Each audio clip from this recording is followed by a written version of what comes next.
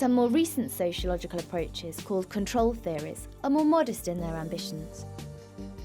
If societies cannot be changed, maybe the social spaces in which crime flourishes can be changed.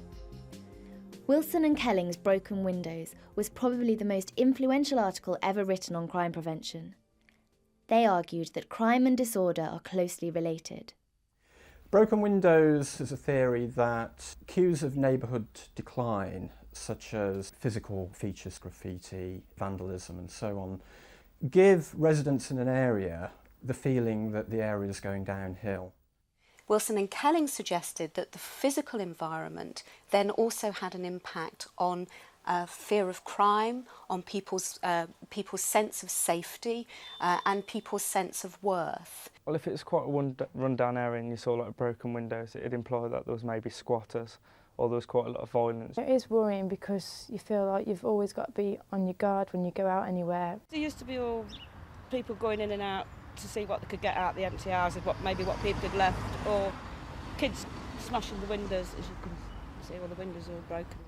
As fear builds up and informal social control goes down, it allows petty crime to infiltrate, which further increases fear, so you start to get a spiral of decline. The reason that Wilson and Kelling are important for this is that what they have done is they've connected physical spaces with how people react in those environments. And so most importantly what they're saying is that if we don't deal with the broken window, you get increasing fear and you get increasing decline in neighbourhoods. These are the things that we need to focus on. Early intervention is much better than trying to deal with problems once they've become very serious indeed. And of course some of these ideas were taken up in the United States, in New York, where they introduced what has become known as the zero tolerance policy on policing. The zero tolerance approach, which is basically to remove all of the physical and social cues of within environments that cause this fear. The emphasis was placed on dealing with the small problems, i.e. intervening early in the process. Zero tolerance policies were implemented by the Mayor of New York, Rudy Giuliani. The policies that arose as a result of what happened in New York were very important. The reason for that was that in terms of headline reductions in crime, there were huge reductions, 68% reductions over a 6 to 8 year period for a city where crime was literally out of control.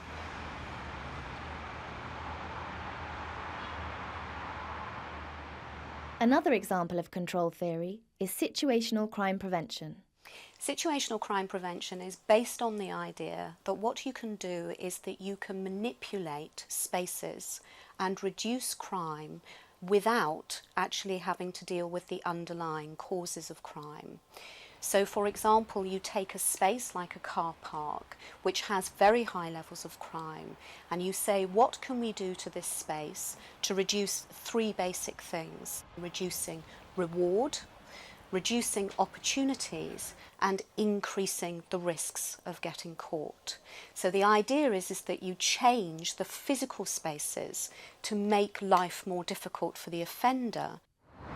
We always used to come up here, do a few cars, but they've put some cameras up now, so we don't bother. The assumptions behind the situational approach are really quite commonsensical. It's based on the assumption that offenders seek to benefit themselves from their criminal action, that they are making moral choices, and the job of society, or this approach, is to make it more difficult for them to do that. Yeah, we had CCTV, we had a red care, which is linked with the police 24 hours alarm. That's what we didn't have before. And we have shutters in the back door and the front door. If it's a small garden, the lights aren't going to bother you that much. If it's a big area, you need some place to hide and stuff. You don't want to bother with the lights. Never like guard dogs. I usually steer clear of them. You can't tell what they're going to do next. So in many ways, situational crime prevention is like the old classical theories. People choose to commit crimes and have to be stopped, not so much by punishment as in classical theory, but by prevention. But does it work? There is quite a lot of evidence that it can work where it's carefully thought out and is highly targeted on the environment and the specific types of crime. The benefits of situational crime prevention come in being able to do things with space that can actually reduce the opportunities for crime. We've had marked reductions in vandalism on buses, for example, reductions in theft from coin meters. Yeah, it's always easier to do stuff at night time, you know, if we're bunked off school, or later on at night when most people have gone home from work and maybe there's a few people working late and their car's still in the car park but there wasn't anybody around. Street lighting is also shown to produce very large reductions in crime. Sometimes these are short-lived, but where it is highly localised and highly focused, it can be incredibly successful. What we all ought to be interested in is having less victims of crime. So anything that takes us towards that process is a very important introduction in itself. It gives us a peace of mind because it's a deterrent, you know, if anybody comes in the shop, they look, you know, sometimes we see stranger, you know, they're watching on the telly, you know. So, is situational crime prevention the answer? Well, the principal criticism of situational crime prevention is crime displacement, that if you make it harder to commit a crime in one area, all that will happen is the offender will move to a different time, a different place, adopt a different tactic. There was, you know, a few places where we know that there was no cameras, no people had really come. Some people were stupid enough to leave their car there, so, you know, we might take advantage of it. Cameras don't bother me. The fake ones are obvious to tell. Real ones, there's a few of them around, but you can just hide your face, use a balaclava, a hat or whatever. We've come to rely on situational crime prevention because it's relatively straightforward and easy to implement. And what we've forgotten is that it isn't the answer to all our problems. And we simply, at the moment, are way too focused on situational crime prevention at the cost of other sorts of approaches to crime. So control approaches take us so far, but they are limited. For some longer term answers, maybe we need to go from west to east. Japan has a crime rate 8 times lower than Britain, and only 2% of crime in Japan is violent. In Japan, there are fewer robberies in a year than in 2 days in America.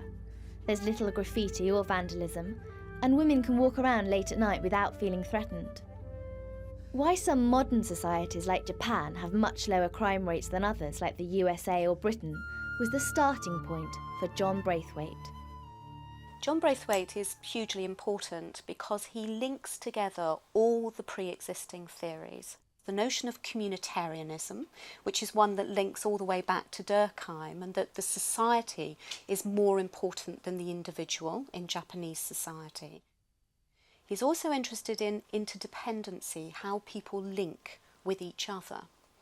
And he says that basically where we have a lot of social bonds and links as individuals with groups around us, we are much less likely to get involved in crime.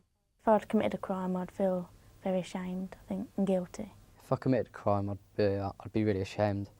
I'd obviously have to explain to my parents about what I've done, face the consequences. But what about those who do commit crime? So we went around the back and smashed the window and got in, but it wasn't really worth going in. There was nothing there, nothing worth anything to us anyway.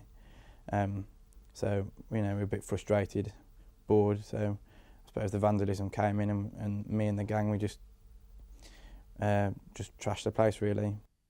So how might Braithwaite's ideas apply to someone like Andy? The first thing is that he says that he links with labelling theory, is to say that societies can deal with crime in 2 very different ways. One, disintegrative, which is the process that a lot of Western societies take, and that is where they lock offenders away out of society. They take them out of society and essentially put them behind bars. I was dragged into a young offenders for a while, which, you know, wasn't all that great, to be honest. By locking people up, by putting them in prison, we break down all those social bonds and ties, which are the very things that keep them integrated within society. Some cultures, such as Japanese culture, tribal communities and so on, adopt what he calls a reintegrative approach to shaming. And that is where they shame the act, but not the actor. So his argument is that what we need to do is that we need to take the stigma out of the criminal justice system. But what we need to retain is a notion of shaming, which is very strong in Japanese society.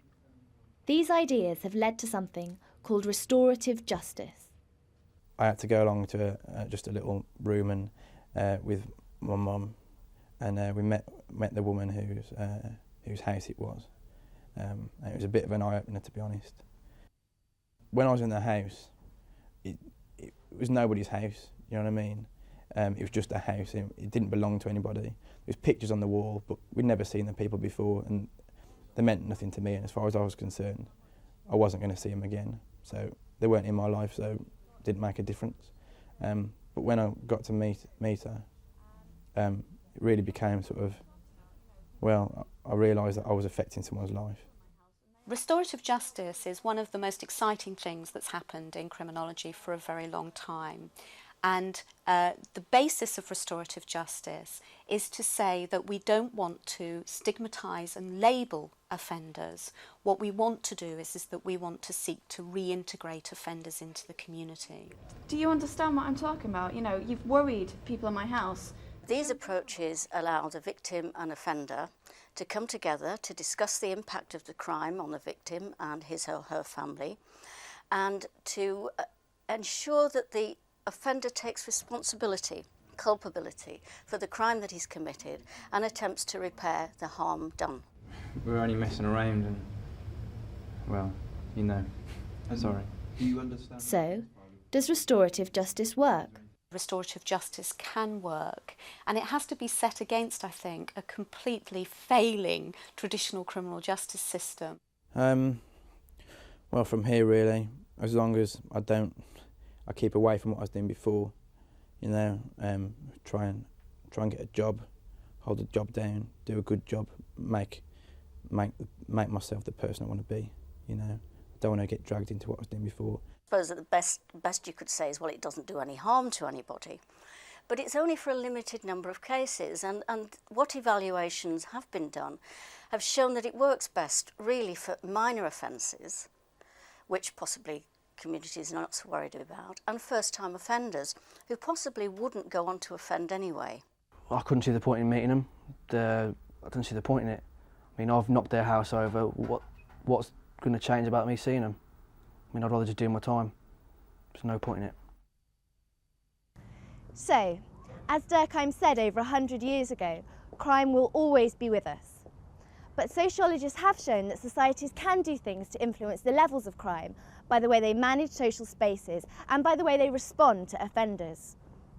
However, the most important lesson seems to be that crime and deviance cannot be divorced from social stratification. The more unequal a society, the greater the levels of crime. And can you think of anything more likely to create the most appalling discontent than to have the major culture and values of our society pumped out through every TV programme, school, you know, the mass media, only to actually withdraw it from large proportions of the population? It's not absolute deprivation that causes crime, it's relative deprivation. Don't see any change in it. I might do a bit of time. Just come out and start again, probably. I don't see any change in my life. Probably just get better and better at my craft.